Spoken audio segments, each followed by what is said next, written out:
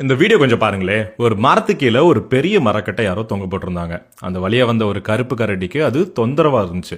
அதனால லேசா அதை தட்டுச்சு. மரக்கட்டை திரும்பி வந்து அதோட தோளில் மோதுது. அந்த ஒரு சின்ன அடி கரடியை கோபப்படுத்துது. என்னே திரும்பி அடிக்கிறியான்னு இப்ப பலமா தாக்குது. மரக்கட்டை உயரமா போய் இன்னும் வேகமா திரும்பி வந்து கரடியின் மேல மோதுது. இந்த தடவை வலி அதிகம், ஆனால் கரடியோட கோபம் அதை விட அதிகம்.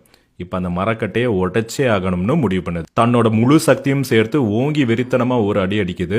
மரக்கட்டை இப்ப ரொம்ப உயரமா போயிடுச்சு. மேல போய் ஒரு செகண்ட் நிக்குது. அடுத்த செகண்ட் முழு வேகத்தோட திரும்பி வந்து நேரா கரடியோட தலையை மோதுது. ஒரே அடியில் கரடி பரிதாபமாக இருந்து போகிறது. கரடி இறந்தது என்னமோ மரக்கட்டையால் தான். ஆனா அதுக்கு பவர் கொடுத்தது யாரு? கரடியோட ரியாக்ஷன் தானே. இதுதான் சைக்காலஜியில் ஃபெஸ்டிங்கர்ஸ் லான்னு சொல்லுவாங்க. ஆக்சுவலாக நம்மளை காயப்படுத்துகிற பல விஷயங்களுக்கு பவர் கிடையாது, நம்ம தான் அதுக்கு பவர் கொடுப்போம். ஃபார் எக்ஸாம்பிள், யாராவது நம்மளை ட்ரிகர் பண்ணுற மாதிரி பேசிடட்டுமே, இல்லை லைட்டாக முறைச்சிடட்டுமே, இல்லை நக்கலாக சிரிக்கட்டுமே, அவ்வளவுதான்.